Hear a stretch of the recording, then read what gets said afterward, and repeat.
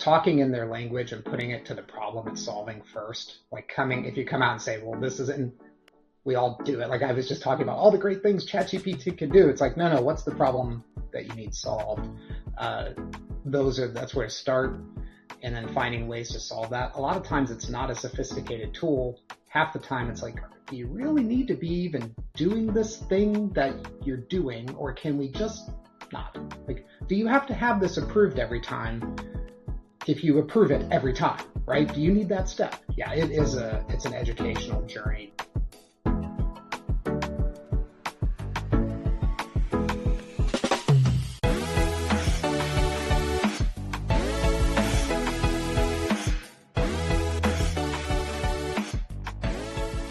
Welcome to the Forward Slash, where we lean into the future of IT. I am your host, Aaron Chesney, with my beautiful co-host, James Carman. And today we have with us Matt Coatney. Today's guest is a seasoned technology executive, entrepreneur, and advisor of over 25 years of experience in AI, technology, and business. He's held leadership roles across a range of industries, including life sciences, energy, law, finance, and logistics, and has been instrumental in the launch of more than a dozen commercial products. Matt's career has spanned everything from founding and advising startups to working hands-on with companies at all stages. He's helped build sustainable business models, secure funding, and launch innovative products, all while guiding teams on how to solve real-world problems using technology. So, Matt, tell us something we don't know about you. Something you don't know. I am an avid skier that discovered it later in life. The first time I was skiing was 25. I was about 50 pounds overweight, and it took me about an hour and a half to get down a bunny slope. So I've come a long way since then. I always find that the use of skis can actually negatively impact the rate of descent. So, if falling and rolling down the hill seems to be something. Yes. You would think all you have to do is slide down the hill. It's just right, that. Yeah. It's that stopping at the bottom that can be troublesome. Yes. Oh, I've had that issue before. Yeah. There's a couple times that tow rope became a clothesline.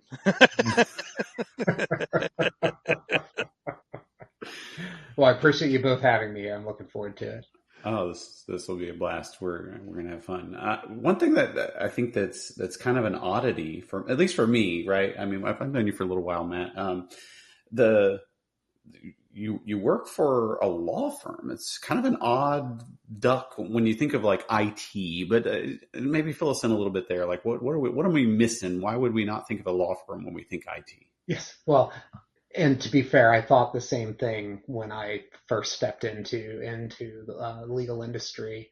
I'll start by how I got into it. So I love complex solutions, complexity. I had early work in machine learning and like drug discovery and some really sort of gnarly problems. And so I was drawn to those kind of fields. And interestingly, legal text, like the case law and statutes and all the documents that lawyers produce, it turns out it's a really hairy problem to get insight out of those. And so I was actually sort of drawn into it for the intellectual challenge. But fast forward where I'm more on the administrative side of IT in a law firm now, and people joke, it's like, so you head IT for a law firm, what do you have, like 2-3 people? Like, do you handle support calls? How does that work? And I say, well, the firms that I've worked with are anywhere between 1,000 to 2,000 users, many hundreds of lawyers, offices across the country, some global, teams, IT teams ranging from 50 to 100 people. And that's everything from traditional desktop support, but cybersecurity, document management, analytics, AI, financial reporting. I mean, it's a corporation. It's a big business. So you mentioned that kind of the nature of the text and the documents. What in particular makes that a gnarly problem? What is special about the text of legal documents, and what is it? The mixture of the Latin, is that part of it? What is it? One might think, no, it honestly, from what we found, this goes back to some of the early days of machine learning. Uh, a lot of it's keyword based. So you'd extract concepts out of documents and looking for frequent use of terms and things like that. And the problem boils down to the way lawyers like to write, which is 90% of content that really doesn't necessarily say much. And it's almost like filler to, like, it's the standard language that's in every contract. So it doesn't really mean anything at some point. But then tucked away is, one term of art that may be mentioned once or twice in the document, but is critical to the outcome, right? And so trying to piece all that out and all the jargon and the language and that kind of stuff wrapped together, it's a hard problem. Yeah, lawyers end up taking the fun out of everything. Even Santa comes with a clause. Oh, wow. Okay, so we're starting the dad Oh, jokes already. there you That's, go. oh my goodness. Wow. Okay. All right. I told a really bad one yesterday, and I got great groans out of it. So I'm gonna Sweet. bore you all with this one. So, a bear walks into a bar, and bartender's like, "Hey, buddy, what'll you have?" He's like, "I think I'll have a beer."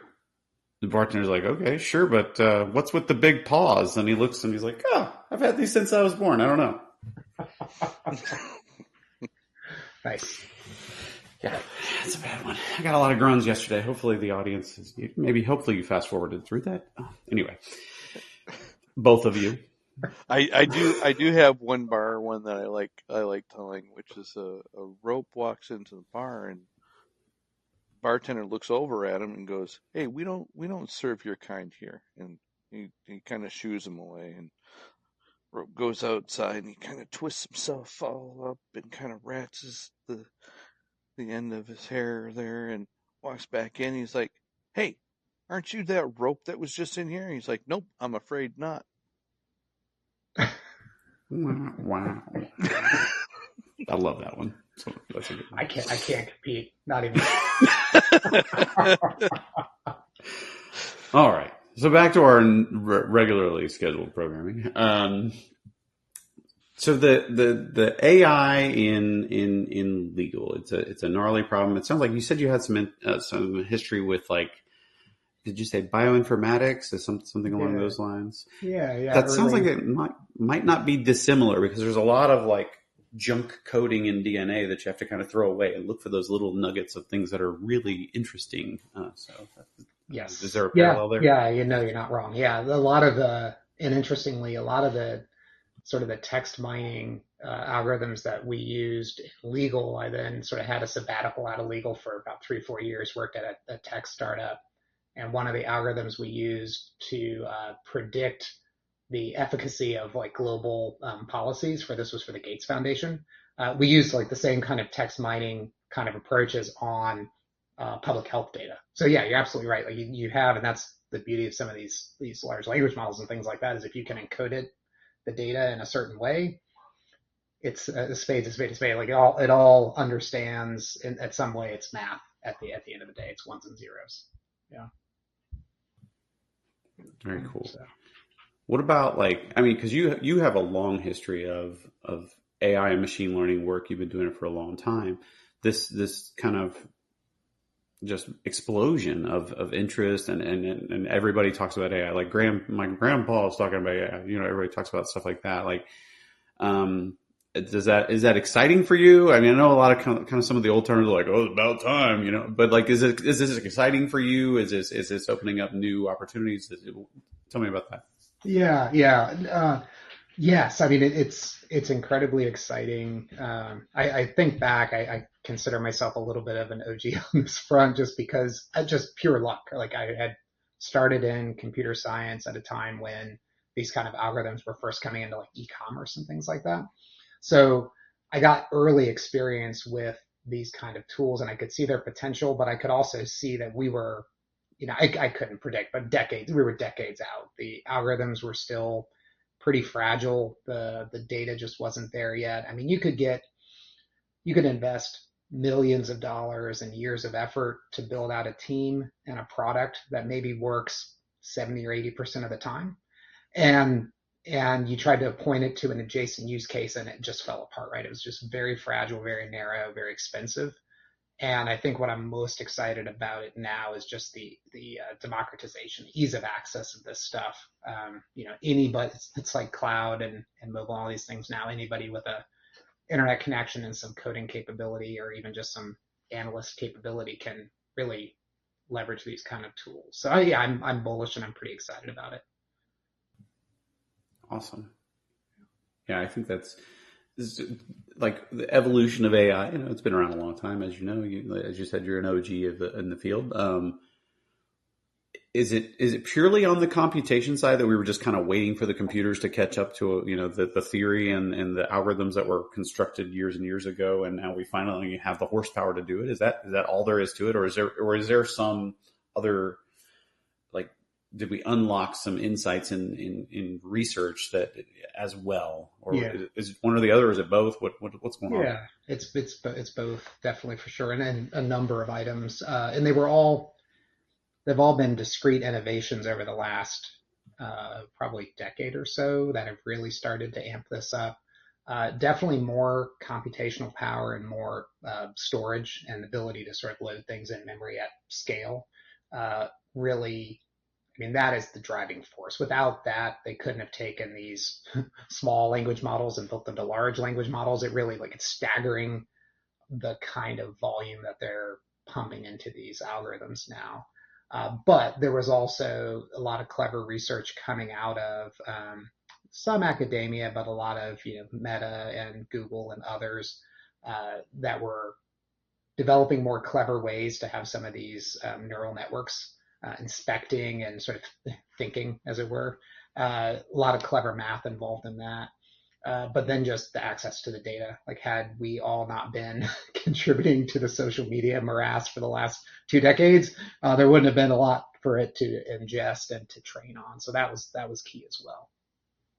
So with the increase in computing power and having these now large language models available, are you seeing that smaller companies are getting involved with using AI as part of their suite of products that they use or tools that they use? Yeah. It depends on the industry and the size of the company, but definitely I'll share from my own experience in law. Uh, Law firms, I mentioned, they're bigger than one would think, but they're still in that small, medium enterprise level. Often several hundred million in revenue, topping out at a couple of billion. So good resources to do things, but these aren't Fortune 500 companies. And I will say that a lot of the medium to larger law firms are at a minimum looking at purpose-built generative AI tools. They've been using things like predictive coding in e-discovery, which is looking at large volumes of documents to say, is this responsive to a discovery request or not, analyzing contracts. So there are purpose-built products. I have not seen a lot of really custom development, sort of building your own custom models and things like that within individual organizations at that size. There's some R&D and experimentation around that, but you're not seeing, again, they're not tech companies in the traditional sense. They're not going to sell these products. And so you see less of that until you really get to the high end. So would you let AI write a contract for you? As not in the law firm, yeah, absolutely. For me personally, yeah. If I need a lease for my college bound son, sure, probably could do that and not practice law. But yeah, it is funny because I've looked at so many contracts just as a procurement function as a CIO, that I actually have gotten pretty good at reading the non-legal aspects of it, sort of the commercial terms. And I have found that these kind of tools actually do a really good job of summarizing a contract, maybe tweaking a clause here or there. It's scary good. Now, if you look outside of law and into other industries, uh, where I see most companies getting, like small to medium sized companies getting value today, is in a couple of areas. One is just the obvious, like content creation, could be, sales literature, marketing, recruiting emails, things of that nature, just personal productivity, particularly in that lead gen space. And then definitely on the software development side, if it is a software company, the GitHub Copilots and even just ChatGPT actually really has, and I've heard stats somewhere north of 30%, 40% improvements in productivity. Um, Hopefully we see that with quality as well, not just productivity, from some of the use of these tools. So it's definitely has its place now and it continues to grow, but there's a lot of places it breaks down spectacularly, so it's not all sunshine and roses. So you mentioned you're a CIO. I'm curious, has at that level, are you now free of the technologist curse of as soon as somebody outside the industry finds out that you're in technology, that they're like, "Oh, can you fix my computer or my phone?" No, we never escape that. I am Shucks. currently helping rebuild my father's new wife's computer. So that's been yeah. No, never escape it. Although I'll share, my wife is a lawyer, so I am surrounded, and she got a call from my nephew about a what was it, an offer on a house going south and needing help with that. And my wife's like, she does family law, and she's like, I have no, but I you should talk to an attorney, just call, not me. So you're kind of like an ambulance. You're always surrounded by lawyers, right? Yeah, yeah. Nice. Well done. Well done. I like that. Yeah, I had a situation where I used ChatGPT to create a little contract, a personal, one-on-one situation where we needed a contract, and I had it generate. And I do have a friend who's a lawyer, and I was like, hey, I don't want to overstep, but is there anything I need to make sure that's going to be in this contract? Or he's like, he's like, yeah, I'd be happy to look at the documents. I sent it to him, and his response was like, I'm not really happy that ChatGPT is this good at this. Like, it actually did a pretty darn good job. I was surprised that he said that. I was like, I thought it was just going to be some like rudimentary, but no, he said it actually did a pretty good job. There was one thing it omitted, but he's like, just tell it to fill this in, and I gave him, and he's like, man, I think I might Yeah, be and out of it's a job. been, and I think this is going to be the same for a lot of, uh, I'll say professionals, white collar kind of positions, because you know, we all, and I would say software developers are the same way, executives are the same way. We aspire to the most high value, high cognitive tasks that we do. And we think that that's our job and that's how we define ourselves. But then when you actually look at the day, and I do this myself, right? I look at my day, I'm like, well, my day is a lot of lower value manual tasks that are just have to get done that, maybe eat up 60%, 70% of the day. If you can automate or simplify a lot of those and streamline them, then you free up more of that time for the real value add. Because like with lawyers, right? Like the drafting of a standard contract is not the epitome of the value that they bring, right? They know those obscure instances. They know where those have gone south. They know why this particular example is bad because da da da da. That's the experience that they bring to the table. That's what you need. That's what clients want to pay for. So it's this, and that's a continuation, right? I mean, you guys have been in software development for companies that are looking at ways to digitize and streamline and automate things, even pre some of these recent tools. So it's a continuum in my mind. So one of the things that I think is interesting. So you're a technologist in a business with a clientele that is not known to be technologists. I mean, they're debaters, they're arguers, they're researchers. How does that kind of change, like working with a non-technical audience? Yeah. Uh, I will do you one better. I will say it is a non-technical audience that in most cases in large law firms is very egalitarian and not top down, not hierarchical. So from a change management perspective, and that's when I think of non-technical, I think more of what's the change journey. There's an education element to that for sure, but then there's also just building the awareness and the adoption, and it's a grassroots guerrilla adoption kind of scenario. You're in a large law firm, there's literally hundreds of different sort of fiefdoms or practices that roll up to practice groups that roll up to the managing partner. And so there's this whole structure, but at the end of the day, it's one partner makes a decision whether to use something or not. So I think some of the things I've found to be helpful is one is just being how to phrase it. Talking in their language and putting it to the problem it's solving first. Like if you come out and say, well, this isn't, we all do it. Like I was just talking about all the great things ChatGPT can do. It's like, no, what's the problem that you need solved? That's where to start, and then finding ways to solve that. A lot of times it's not a sophisticated tool. Half the time it's like, do you really need to be even doing this thing that you're doing, or can we just not? Like, do you have to have this approved every time? If you approve it every time, right? Do you need that step?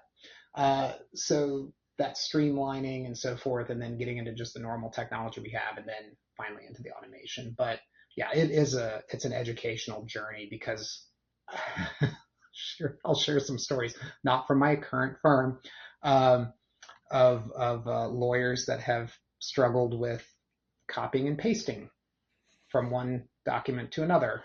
Meaning they don't know how to copy and paste from one document to another, or how to attach a file to an email and things of this nature. So yeah, there's a spectrum there, but I will say that this probably goes for everybody, though. It's not just lawyers. Technology has evolved so fast that unless you are, even if you're a technologist, but unless you're a technologist, like you just don't stand a chance. And I think people think the younger generation will be better than the older generation, but I'm finding that not to be the case. I was talking with a colleague yesterday that there is this sweet spot of which I'm looking at. You two are in this sweet spot with me, where we grew up not yet digitally native, but sort of digital curious and digital tinkering. And we really, like, it was all pretty shaky ground when we were working with it.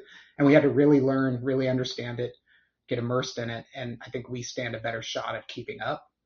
But young folks that are like my kids that are digitally native, they've got an iPad in their hand since they're 2 kind of thing. Like they haven't had to go through a lot of those learning lessons. And a lot of them I find in young lawyers and young professionals in general, they're not any more tech savvy than a partner that's 55, 60. Yeah.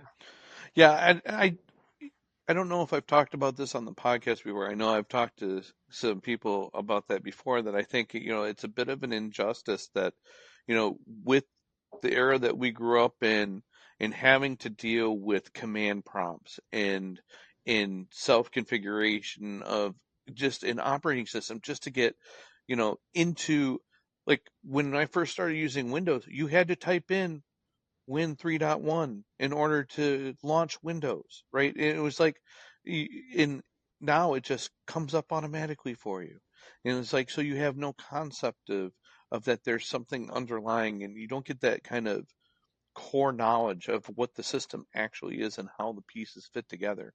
You just kind of take it for granted that, yeah, I just kick open the computer and there it is.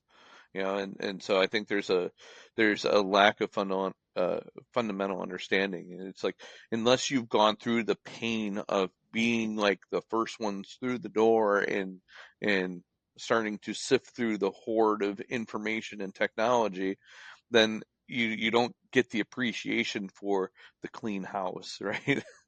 It's Correct. kind of Yeah. abstract analogy, but Well, I'll share that I recently toured one of the local career centers in town, and I was blown away. Like the sophistication of the programming that they developed, the size of it. This had like 2,000 students, and they had all different kind of disciplines, but they had a programming track. They had a PC support track. They had a drone on unmanned systems track as well. And they were doing exactly what you just described. They were learning the fundamentals. They were tearing things down. They were building them back up. And I think that that's so invaluable as an educational perspective. I wish, like, one of the real crimes of our current educational space is there's a lack of that technology fundamentals in really any public schooling or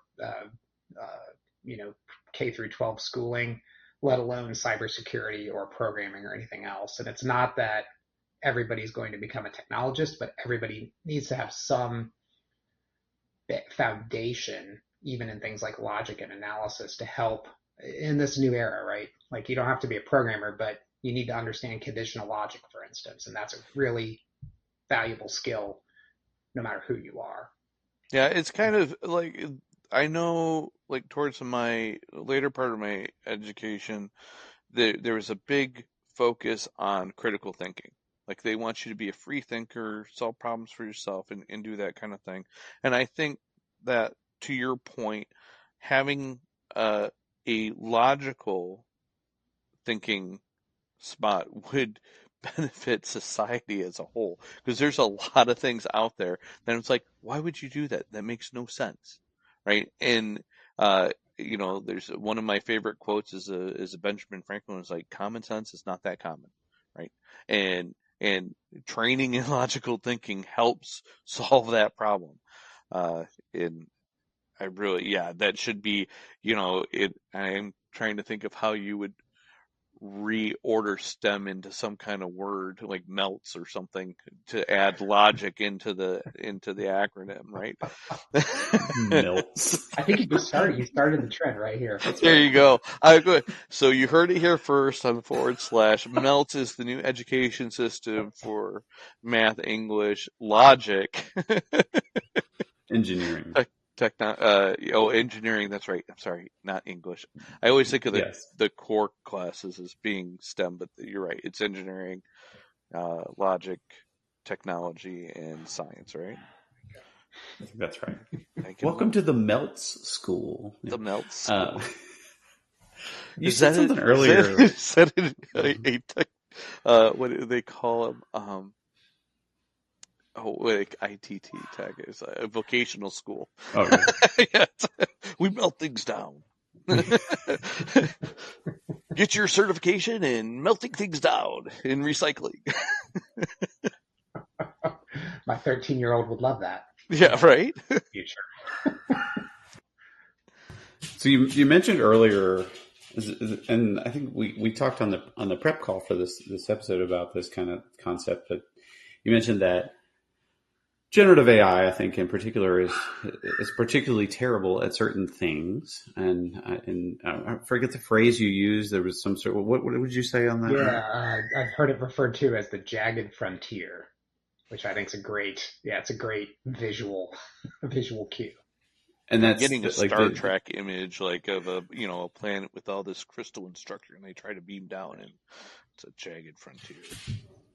You're going to lose some of the red shirt guys on that when you beam them down on that one, right? Yeah, definitely. Maybe more than one this episode. Yeah, that away party didn't do so well. They won't be back next season. So the visualization is like that. It's, and I'm like painting with my hand in the air, and nobody can see that on the podcast. But like there's spikes of things that it's really good at among all the things that it's trying to do, and others that are not so great. And I think we've encountered that. I've tried to do like diagrams and stuff like that, but it's good at generating text.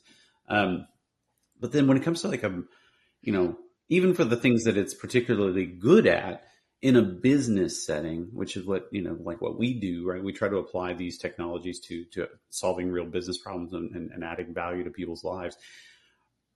What do we think? Is the jury still out? Like where is that actual business value going to be delivered to kind of that business community? The people are going to be paying all these big bucks for this stuff. Where do you see that sweet spot? Yeah, no, it's a great question. And to carry on that jagged frontier concept, like it used to be easier to describe these tools to business people, and that's part of the challenge. So yeah, I used to liken it to, you're walking on a mountain path and as long as you stay on that path and it's straight and narrow, you're good. But you take 2 steps the wrong direction and down you go. Like that was very much the experience of some of these older machine learning technologies. And then you fast forward to ChatGPT, and it's like, it feels like I'm this wide open field and I can just go any direction and it's wonderful. And I'm like, it's sort of like that, but then every 10 feet or so, there's a sinkhole and down you go, and you can't predict where. And so that's part of it is part of the difficulty of applying this in a business sense is businesses need certainty, they need consistency, they need risk management and reduction, all those kinds of fancy things. And that's hard to do when you just don't know when it will succeed and when it won't. And it does so in through my own experience, it does so in weird ways, things you would expect it to be able to do well. It can, and then just one little tweak of the prompt and off it goes. So I think the way that we've thought about this in a business sense is treating it, anthropologically as a person, and probably a young, eager analyst who will give you a great answer no matter what, even if it's wrong. So it has to be validated, fact checked, etc. Relying on it autonomously is we joked about it in our prep call, the ChatGPT lawyer. And there's actually several of them because apparently they don't read the trade press and see the first person making the boneheaded move, so they go and do it again. But using ChatGPT to cite cases that don't actually exist, there are plenty of tools, including just Google, to go figure out if this is a real case. And they did zero verification. They just literally took the output, put it in Word, shipped it. Don't recommend that. But where I think that businesses are looking to get value, we talked about the obvious ones of content creation for social media, email productivity. Okay. I think where I'm seeing more business value is in summarization. It's much better at summarizing and interrogating content you give it than just open-ended questions. Because it constrains its universe a bit and it's less likely to make things up. It still can, but it's less likely. So that could be, summarizing a contract or comparing a contract and a red line to see what the issues list is, sort of what do we care about or not. It could be taking a podcast or a Teams meeting and taking that recording and transcribing it, then creating a summary with action items.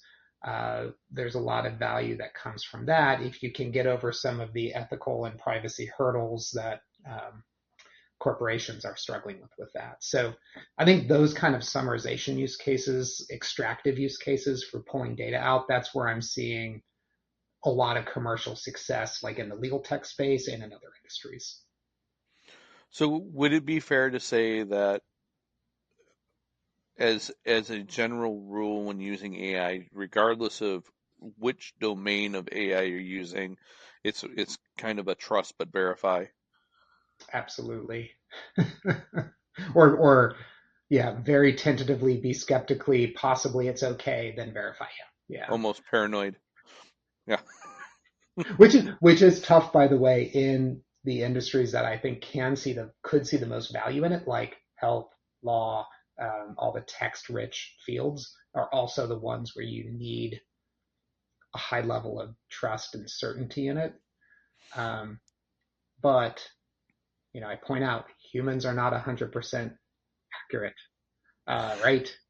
Yeah. Not even close. So in fact, there was a study of senior lawyers reviewing documents. I can't remember if they were like agreements or briefs or something like that, but they were reviewing documents, and there was a checklist of things they were supposed to find, and they hovered around 85-90% accuracy, and the latest GPT models were around 93-95% accuracy. So what's the benchmark that you're going up against? Yeah. Yeah. Well, I mean, if it's being fed with human information, unless it can do its own critical thinking on it to determine what's right or wrong, I don't think you'll see it surpass, right? So at the end of the day, it's using data that's human generated. So, there's always that piece. And I did see something interesting in a television show a couple weeks ago. and it's one of these, medical dramas, but that's an interesting take on AI in the health industry, is that this guy was using an AI companion chat bot type thing, and he started asking it medical questions like, what could this be? And of course, it was all like, doom and gloom responses, kind of like, checking your symptoms against WebMD. It's like, you could die, you could die, you could die. Like every response was like, yes, that might work, but you could die, type of thing. And it was just like almost to the point of like decision paralysis. Like you couldn't move forward because it's like, well, no matter what I do, I'm going to die. I'm like, well, yeah, because it's always a possibility whenever you're getting any kind of procedure done, right? But it was also, their take on it was like it wants it's trying to feed you the answers that you're looking for, as based on what you're prompting it to do. And he ended up using the example of, you could die from a paper cut, right? Because it could get infected. That infection could spread and go to your heart, and you could end up dying. And it's like, okay, but that's like a very, very, very, small case. Yeah. So, It needs to add but it's a probability to possibility. all that. Yeah. Yeah, you were talking about, like, the people being able to verify and those sort of things in a business setting. I know some companies are like, I need to understand why my system told me this answer. So kind of like that. I don't know what it's like, the justification, like, but with like neural networks and these like weird models, it's just a bunch of floating point numbers. It's hard to like really inspect. And it's always been a problem, I think, with neural networks. It's very hard to explain how did it weave its way through and, back propagate all the weights and everything and all the cool stuff that it did to get to this answer, this classification answer. It's very hard to explain. And that's back when neural networks were small, only single layer. And it was hard back then. How hard is it now? And is there anything, are they solving that problem? Are they making that better now that we have higher compute power? Is that a thing? Yeah. No, it's a great area, and it's unsolved, and I don't have a good sense of how quickly they'll be able to solve for that. In some sense, the models are able to articulate to some extent sort of how you can ask it to give its show its work, give it where it's how it's quote unquote thinking about it. Uh, but in terms of tracing it back, and most importantly to like where's the source of that content coming from? Is it trusted? Is it verified? Um, that is where it breaks apart. It falls down. And so one of the things that, if you've ever heard of RAG, it's retrieval augmented generation, which is basically like take this answer and run it through a search engine and check everything, and then like fill in the correct answers, or vice versa. You go get the content first, and then use that to build your answer. So both directions. That's one solve for it, but it's not elegant. It's tough. It has its own issues. Uh, I think the traceability to the source content is probably as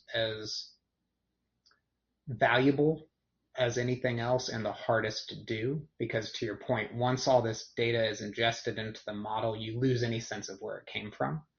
And there's great examples of, or not great, terrible examples of, you can ask all the image generators, the different ones, to create a picture of a CEO.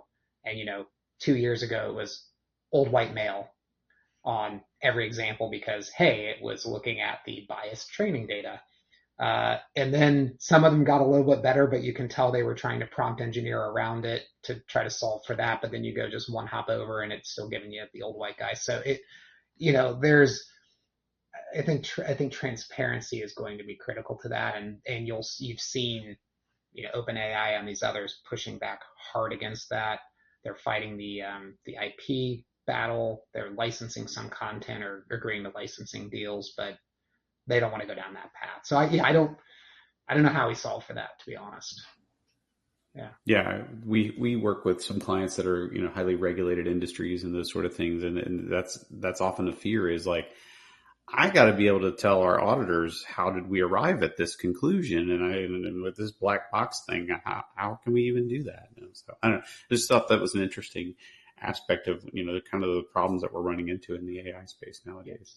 And from a legal aspect, is there anything like copyright or trademark involved with stuff that AI is generating? Yeah, this is where I'll put the asterisk of I'm not a lawyer.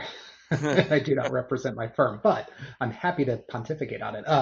Yeah, I mean it's uncharted territory. It's really unsolved for. There's no case law yet. There's sort of nothing's gone to trial and been settled or been decided that would other people could point back to. But clearly, like they have a weak leg to stand on. And it's similar to some of the music, the music companies of yore and things like that. So I think what will ultimately happen though is they obviously have they need to win. Like they need a positive outcome. It's not like they can just pull that content out of their model and be fine.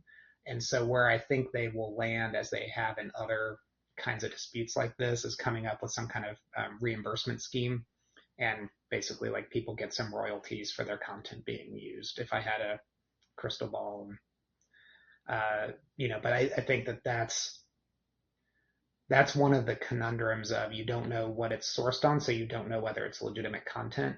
It's why it's so important, again, not to take it verbatim, because it could be verbatim text. It often is not, but I'll share a story. So my oldest is a senior in high school, so we were filling out the Common App, and one of those Common App prompts is to write an essay, and they give you like 7 options, right? So I had started to type into, I think, Google Docs. I had started to type in the question, or no, it was in ChatGPT. I started to type out the question, and it like knew.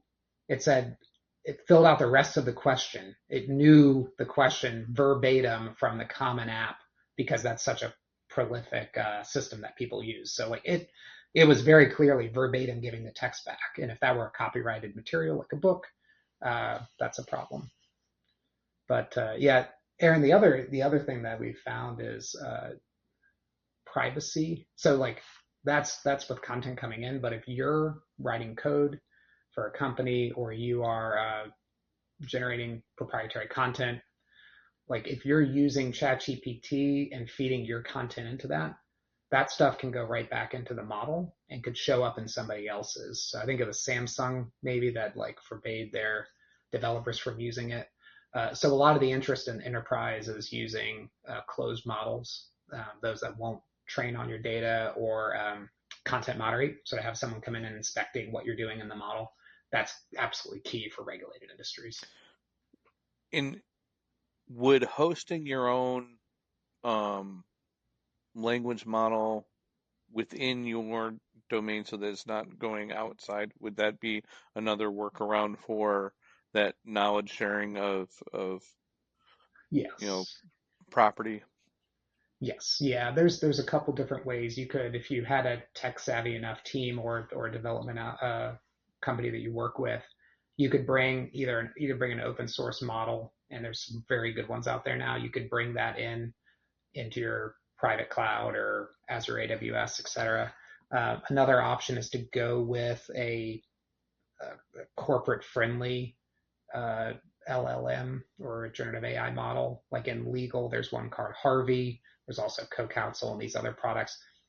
It's a SaaS solution, so it's vendor provided, but they're used to working with regulated industries, so they'll create basically like a private database or a private instance just for you, and it doesn't cross contaminate. So there's ways to get around, but it's not going to be $20 a month like ChatGPT. Right. Yeah, Now, is It's going to that be more like hosting your own database type of absolutely. scenario, right? Mm-hmm. Yeah. now for those type of products? Are they evolving your model, or are they really just maintaining it like kind of a context history of for a private context history and kind of augmenting your searches with that? I don't or conversations. Yeah, they differ. So some are purely static because they don't want to give any indication. Even let's take law or consulting, another profession. They don't want content from one client being cross-contaminated with content from another client, right? Because that's confidential information. So often they don't train on the model. But there are, they try to learn, they want to learn your behavior, your habits, who you are, because one of the things that I've felt strongly about since the early days is the more context you have about what someone is, who they are, and what they're trying to accomplish, the better your responses can be. They're a senior lawyer in this office versus a first year associate. They know the type of law that you practice, and they're going to be much more intelligent about their responses. But it's that balancing act of how much are you as a user willing to give up to share in order to get better quality results, and that's always been the tension. Yeah, That's kind of true in live communication as well. Like, one of the sayings is know your audience. And if you know your audience, you can present your topics more effectively. And even communication styles, is like, is this person a ask first and then support with details, or give them the details and then pop the question at the end? Because, people react differently and have, they prefer to get information in different orders. yeah, So, yeah. That's a great point. That's a great point. And that's interestingly, you can tweak quite a bit the responses from some of these models just by telling them who you are, like who your audience is, right? I'm writing an executive summary for a CEO of a company. It will keep the pleasantries to a minimum and get to the point, and focus on the outcome, right? So it's pretty responsive to those kinds of things. I like to do the thing where I'm writing an email to a client. Can you write this in the style of Snoop Dogg? And it's pretty entertaining when you do that. Yeah. well, But we're talking about like data context and all of this stuff. It occurs to me that and I see, like, in the industry when we talk to clients, data seems to be a pretty huge concern. What does it look like for companies to get themselves to be like that AI ready, right? Like, it's got to feed you got to feed a lot of data into these AI algorithms and everything. What does it look like for a company? What do they need to do? What are some of those steps that you need to do to be AI ready with your data? Yeah, yeah, and it's been a problem even pre AI. It was always get your data ready so you can use business intelligence and analytics and dashboards and things like that. So it's a long standing pain point. I will tell you what I've seen companies do wrong, and I have done this myself in an earlier younger life. Uh, is trying to boil the ocean and have like a grand data strategy, and you've got this data governance committee, and you're labeling every element, and you're disputing whether this field means this or that, and those projects can go on for years and cost hundreds of thousands of dollars or more, and they're not outcome driven. So I try to have a much more pragmatic outcome based approach that starts with what are the likely uses of the data, um, that you like think of use cases, imagine those use cases. Now, what are those kinds of data fields or documents that you would need? And then go start cleaning up and working on that. In law firms, for instance, so use that as an example. It could be the closing sets, when you sign off on your mortgage for your house, there's a set of documents at the end that's sort of after everything is negotiated. Like that's, the golden book that has all the data you need. Gather those up, because oftentimes they're not in one place and they're not labeled properly and you don't even know where to find them, but that's like gold when it comes to information. Think of like patient records, how messy patient records are, but there's probably those few points in time that are critical, or a few data points. So I think it comes down to context. But I'll say that one of the things that is really exciting me about some of this technology is that this generative AI can be part of the solution, because as I mentioned, they're really good at extraction and summarization, that including like finding structured data in a document, or classifying documents into certain buckets. So I think that can help us accelerate what would have otherwise been a very tedious and manual sort of data tagging exercise. And I've seen sort of commercial products and companies doing just that. Yeah, I think I'm remembering like some of our projects. I mean, even when Aaron and I worked together in the past, we there was always this struggle of like, what are those? You know, you talked about points in time, but I think of them like events. You know, as you're interacting with a customer, or in our case, it was a student. What are those events as our interactions? You don't want to write down every single thing, but there are absolutely pretty important events in the relationship of interacting with your users that you want to make sure you're writing down. And it was a struggle. We were like, we probably need to write this data down somewhere, right? We probably need to, like, well, what are you using it for? I don't know yet, but it's pretty important. Like, our user just signed up for a service. Probably should write down everything about that event and capture it, you know? And, and the struggle is like, okay, 2 years down the road, we need that data. I can't go back in time and then write it down. It's gone. That event is gone. So it's how do you strike that balance of what are all the things that you want to write down as they're happening, and choose, like you said, that you got to try to envision some of the things that the questions you would want to answer, but it's hard. You don't have a crystal ball all the time. But again, you can't go back in time and write it down. But I do always stress to people, even if you're going to extrapolate the data and normalize it and put it into a nice data model, still keep the source, like the original, like unadulterated data. Keep that in case we need to go back and redo the mappings or whatever the case may Because be. we had Please, to please, do that please. all the time. Like Yeah. in Oh the yeah. for the content system we were working in, we kept iterating over the process, and it was like, oh, if we can pull this out of the content, and this makes it a little bit more user friendly in this aspect, or in this vein, or this facet, um, this is something that's useful for a search. So we add that in there, and then we have to go back and reprocess everything, which was, I think it took like a week to 10 days to reprocess everything in our archive, because that was content was what we were doing. So, in having something that could analyze that and do that automatically would have been a game changer for that. Like, I could totally see, integrating an AI kind of bot in there to go through and just go through and say, oh yeah, this one needs to be updated, like almost as a middleman, and say, okay, yeah, you pulled this one. Oh, and look, you're missing something, so I'm going to go ahead and do that for you, and then populate it. So that could be very useful. Yeah, Um, and it's still going to be quality checked. So yeah, Right, yeah, right. And by yeah, person. because Yeah. this was at the very beginning of the process too, where Hmm. you're like, we used to call it a content shopper. You were shopping for the content you wanted to use. Do you remember that term, the content shopper, I James? do. And it was one of those things where it's like, okay, I'm trying to put something together as a package, and I have all this great content to use, but I need to be able to find it in the context that I need it. So yeah, I could see that.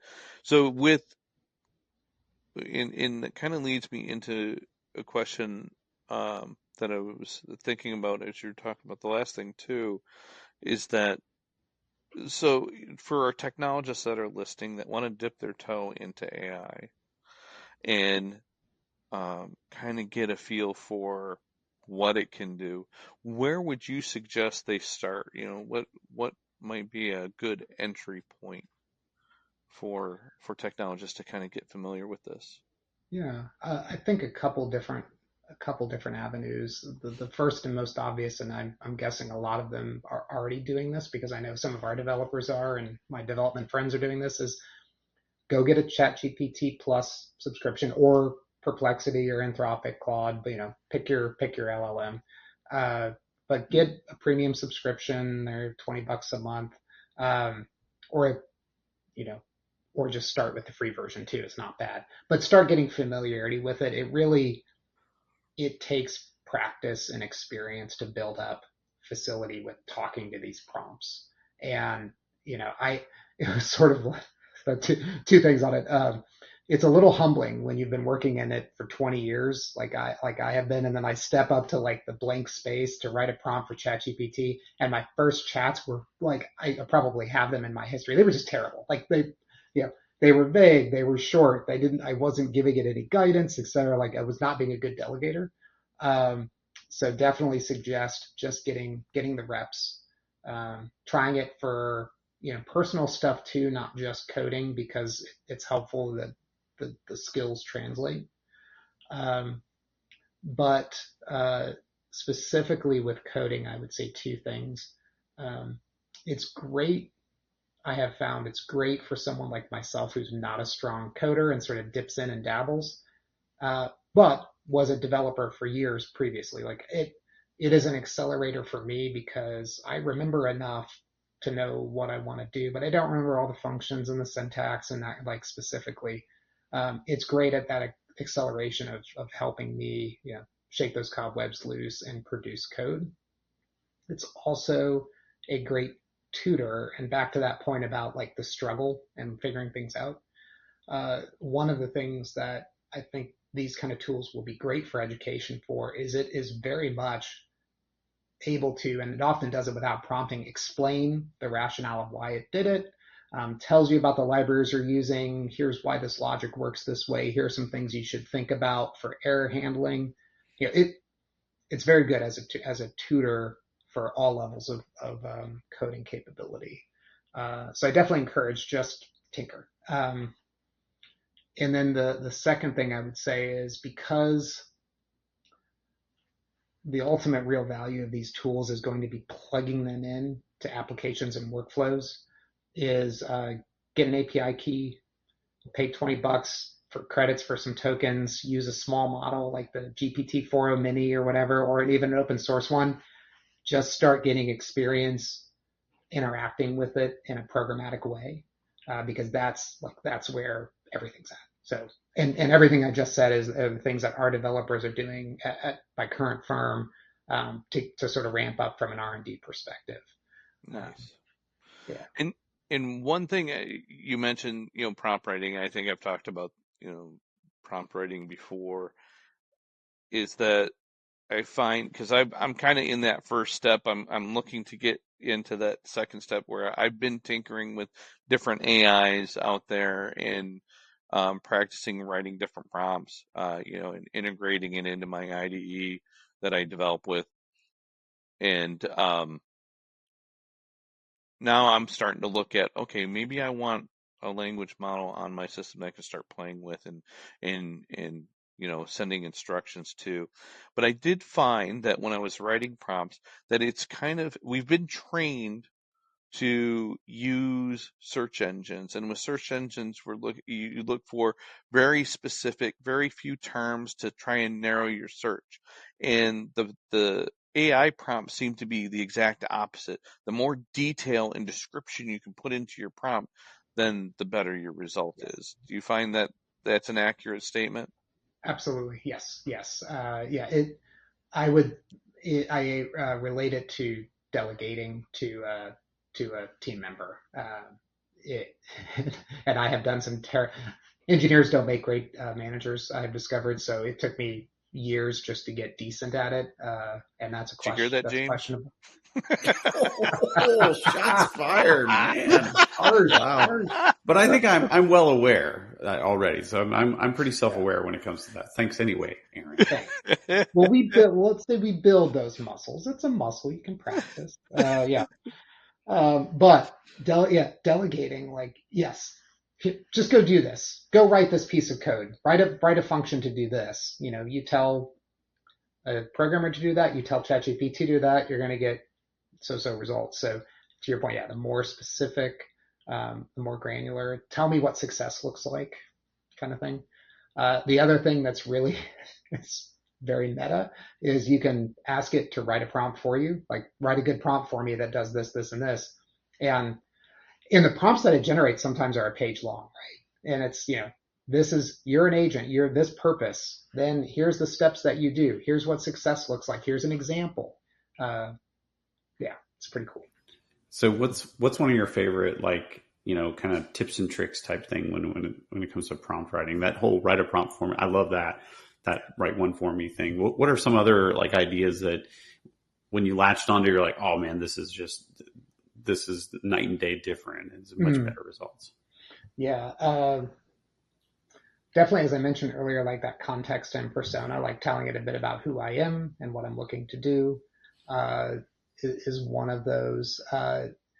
One of the simple things, but can get lost is start a new chat, start a new thread every time you're sort of switching context even a little, because all of that context of your thread starts muddling with the large language model the more that you go and the more sort of further afield you go.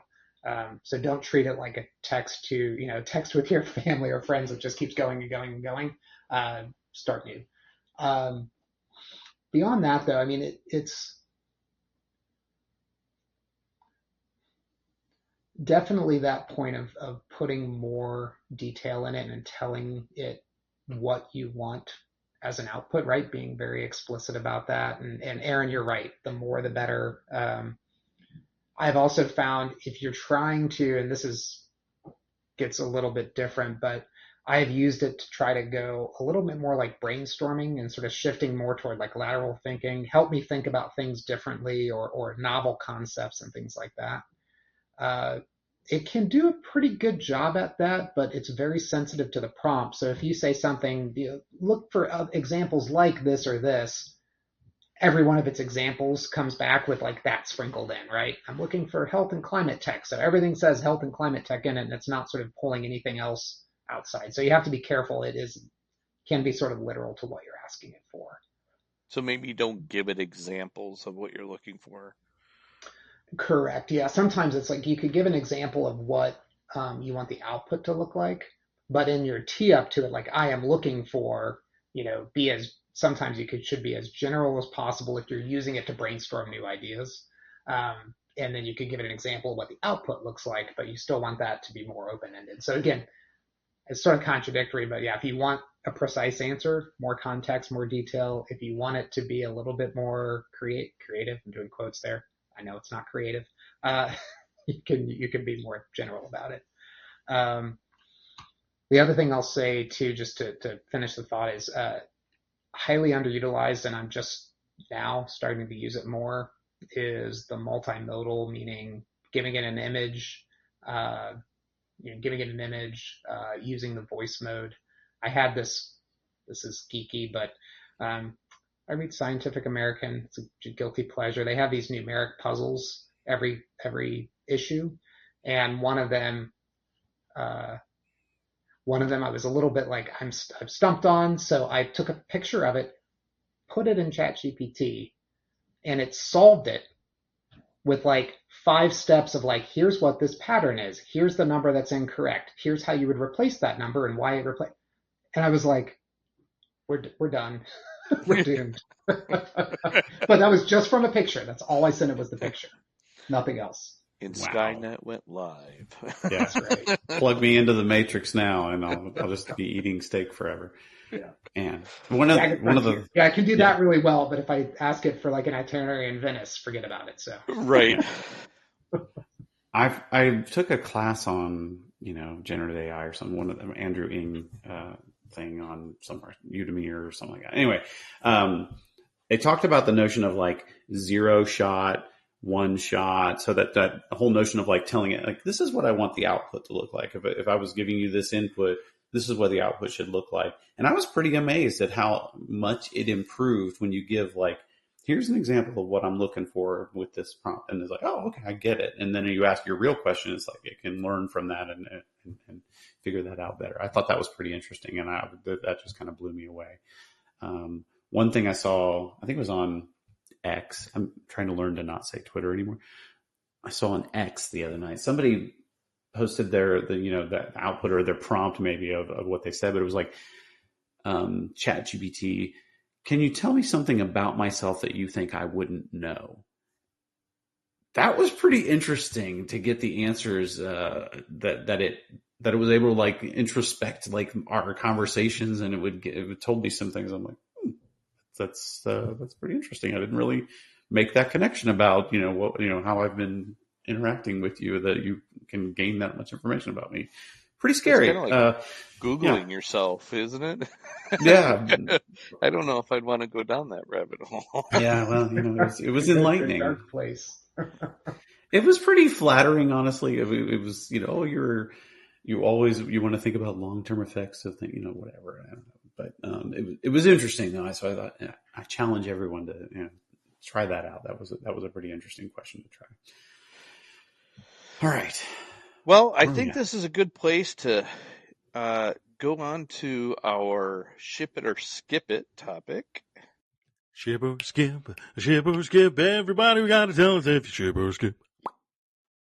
So we'll start off with chat bots. Ship it or skip it. I'm honestly going to say skip it. Uh, yeah, I think the real value, as I mentioned before, is in more integration into the workflow, and like chatbots just still feel very, I don't know, customer servicey. So yeah, we're past that. Yeah, I'm gonna jump in and I'm gonna say skip it too. I find them one, it's taking up real estate on the screen most of the time because it usually pops up in the corner and it's like in my way, and I don't generally trust the answers because I know it's a bot, and I've tried a few of them and I get it. It was like, no, that's not what I'm looking for. You're way off. Go away, right? So for me, yeah, it's more of a skip it. Better than the voice automated systems on like Delta and all that, but not by much. Yeah. Right. Yeah, Market I numero think dos.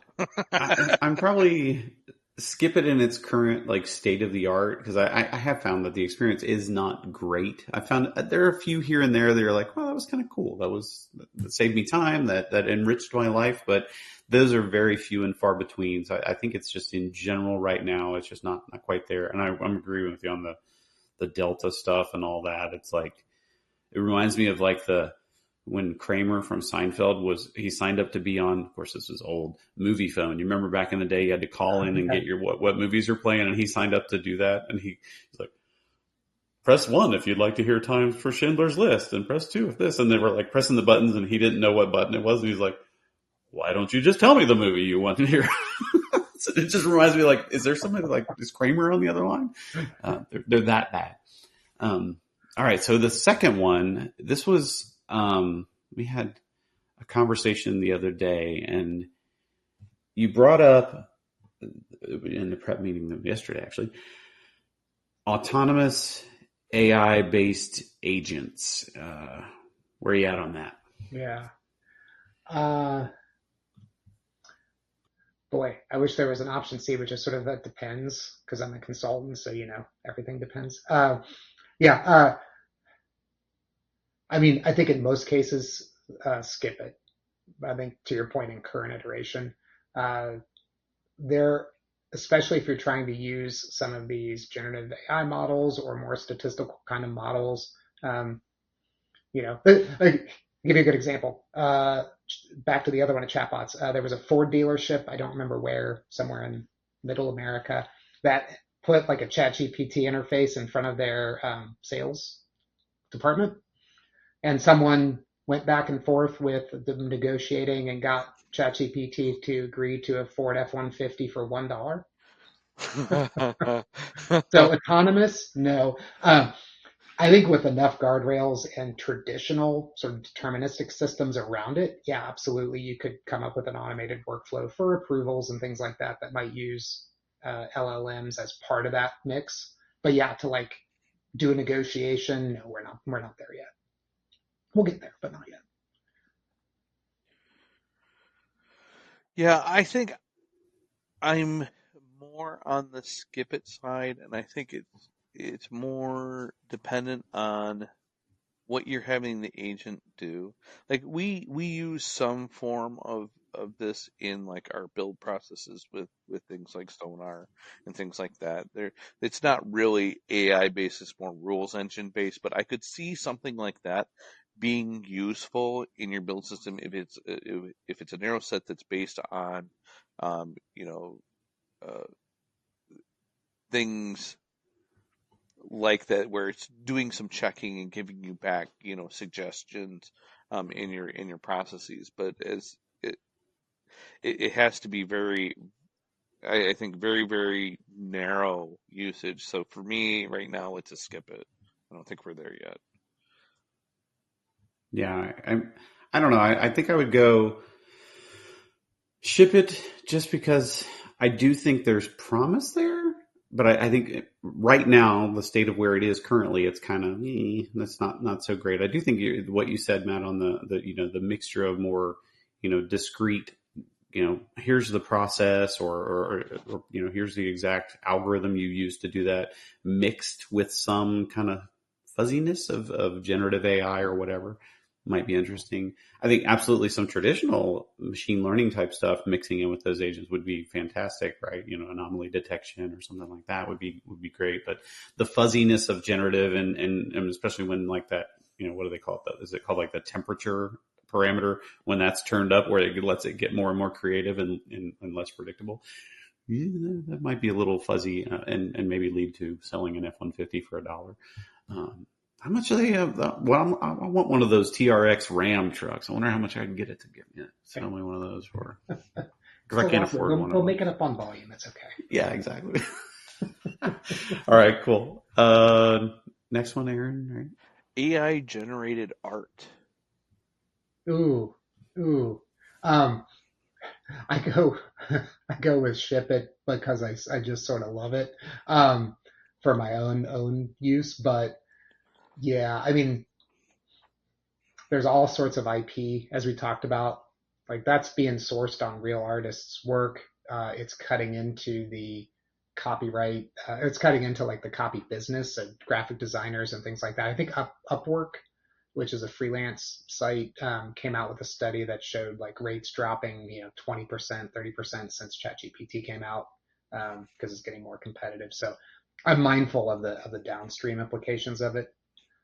All that said, like just personally, it's pretty amazing what it can do.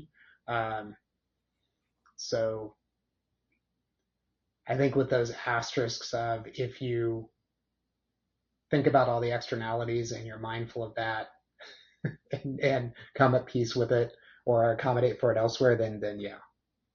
I don't know. What are your guys' thoughts on that? James, where are you Nessie? at? I would. So like art, like if if I'm going to go to a museum and put something up on a wall, probably skip it on that.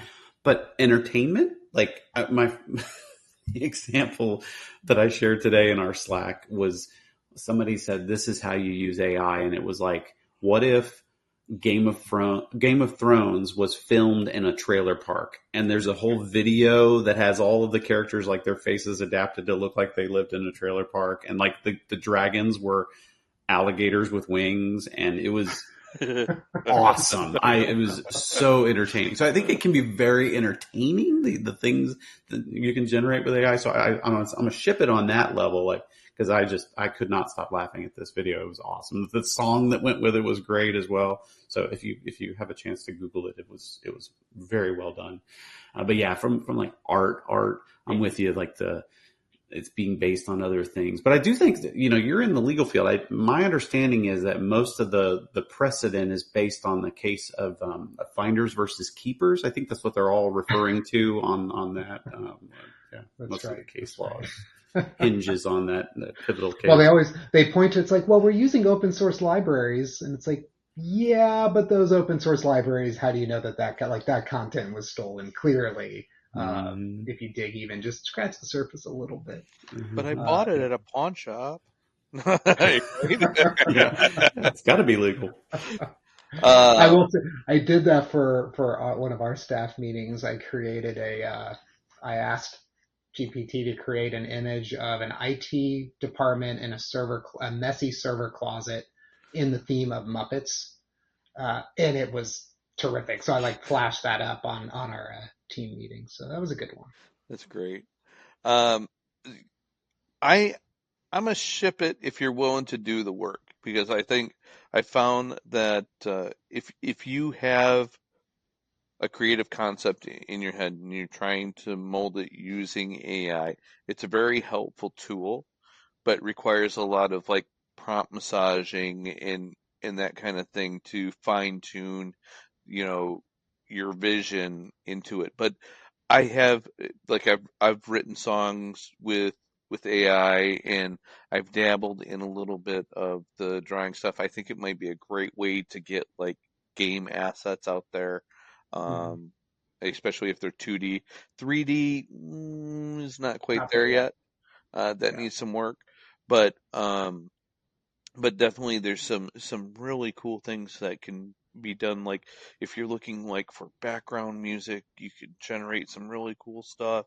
Um, and 2D uh, type of art, I think it would do pretty well. But make sure you're looking for extra limbs and things like that. The sixth finger. Yeah. Yeah. I've seen all On the kinds right of. hand. I've seen some weird things come out um, of AI generated. But yeah, I think if you're willing to do the work with the prompting and reprompting in several iterations, I think it's a ship it. Just say it's an abstract. Isn't that what Picasso did? There was things all over the place, right? Oh, I might Uh, try that. yeah, it's an abstract. There was one on our Slack this morning that somebody. I was very disappointed because I was like, oh, I'm going to try this, and somebody suggested, what about the Ride of the Valkyries by Wagner, and like in played by a banjo. And I'm like, okay, that's because it was around that Game of Thrones thing, and I was like, okay, cool, that would be really funny. And then I asked ChatGPT to do it, and it's like, oh, you could do that, yeah. And here's how you would go about doing it. It gave me the notes and stuff. I was like, man, I wanted a file, I wanted a song, spit that out and give it to me. I even told it to try to generate me a MIDI file so I can import it into GarageBand or whatever. And it was like, oh, let me go try to do that. Oh, sorry, couldn't do that. Here's some notes. So yeah, it would be really cool if I could generate stuff like that on a whim. That's how I found Suno. Suno, is that what that? Yeah, Suno is a songwriting Okay, I'm gonna have to try AI. that. I'm gonna have to try that. Know what James is doing next. That's Yeah, right. My yeah. whole afternoon is It's shot his now. whole afternoon shot. Yeah, it's done. So, It's done. all All right, right.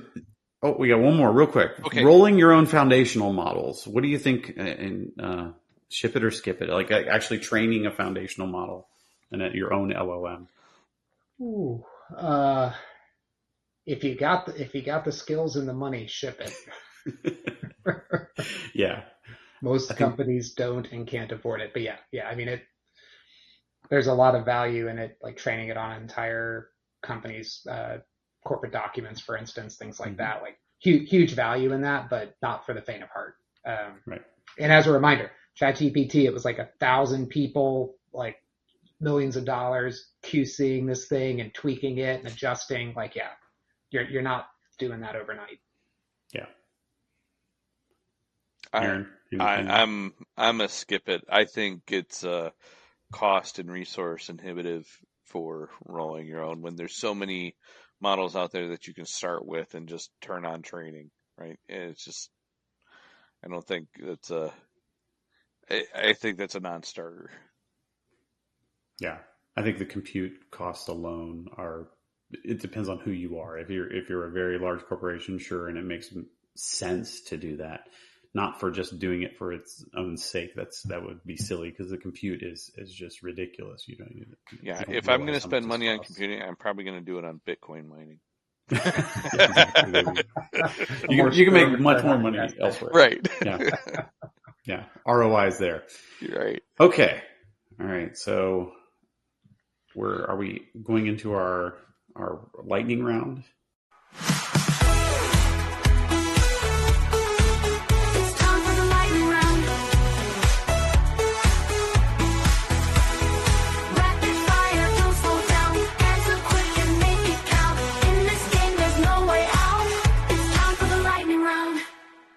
All right, so starting off the lightning round. So the lightning round is going to be a series of 10 questions that we ask you in a rapid fire fashion.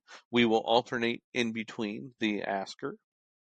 And these are very important on how you answer these. We are looking for short answers. No explanations are needed. And some of them do have a right and wrong answer, and you will be judged heavily on your responses. So with all of that build up, James, would you like to start us off this time? Yeah. So, I mean, we really like to do the hard hitting questions on our lightning round. So Tapas or pasta? Tapas. Invisibility or super strength? Ooh, gotta go invisibility. Godfather or Star Wars? Star Wars. And I confess, can I say this? I've never seen Godfather. You can say that. I can say Let me make you an offer you can't refuse. that. I get all the references, not you. What's the most boring thing ever?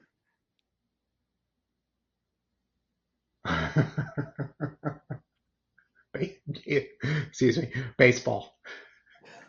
Ooh, ooh, you're I'm getting gonna some get some hate hate mail for on that. that one. Man, you live in the city with the oldest baseball team. Man, that's a tough one. I'm not a big fan. I like being at the stadium.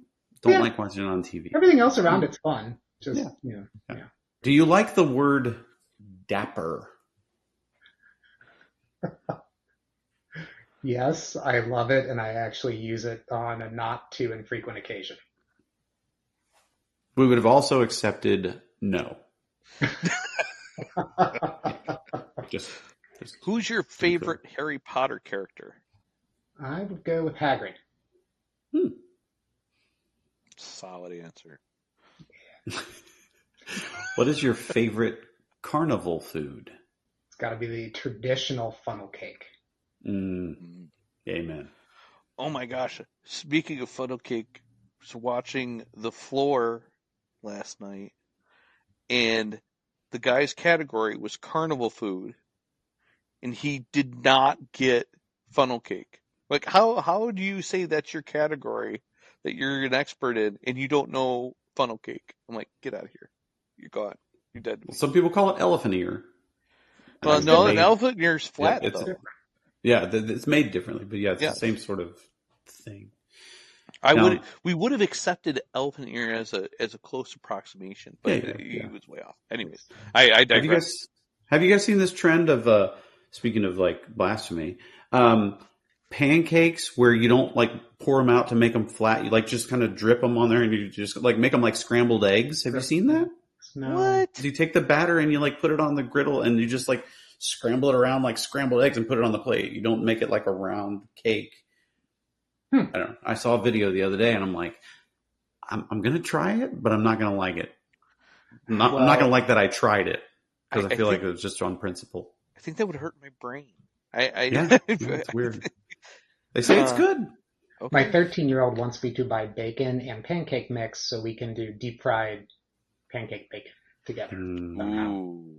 That sounds amazing. Everything's better with bacon. Yeah. And fried. Absolutely. What's your favorite clothing brand?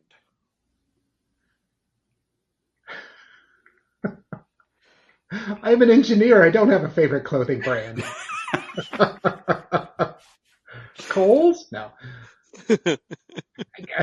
I got nothing. Okay. Oh, no, wait. Jeans. What's that? Levi's or something like that? Levi's. We'll go with Levi's. Why not? All right, that's fair. What was your last Halloween costume? And that's not necessarily last year, but the last time you wore a Halloween costume. What was that? I was the no. Hold on. I was the rabbit, the white rabbit. Excellent. One of my favorite stories. I was addicted to the Disney movie as a kid. For a journal, paper or computer? Computer. Yeah. I think that should be paper, 10. right? That was 10, right? Yeah. I think that was 10. But I think it should be paper, but I feel like I would lose the journal itself, and then I would be, I'd run out, and then I'd be gone somewhere, and I'm like, I've been trying to take notes for like my interactions with clients and people that have a notebook, but of course, I left it at work, and I don't have it today. So I'm really feeling a little like out of place. And I hate the fact that now I'm going to have 2 notebooks because I had to start a new one. Now I got to carry 2 notebooks with me until I get all the way through it. It's just, it's a whole thing. So I'm with you on the digital. I can't focus to do it digitally. So the paper is calming. It's more zen for me. So it's very zen. All right. Are you ready for the outro, AA, Ron? Thank you to our guest, Matt Coatney, who's been a wonderful source for AA knowledge and in working with that. My beautiful co-host, James Carmen, and our staff that puts all this lovely stuff out on the web for you to listen to. Please subscribe, click the like buttons, do all the funky things that you got to do. And this has been the / where we lean into the future of IT.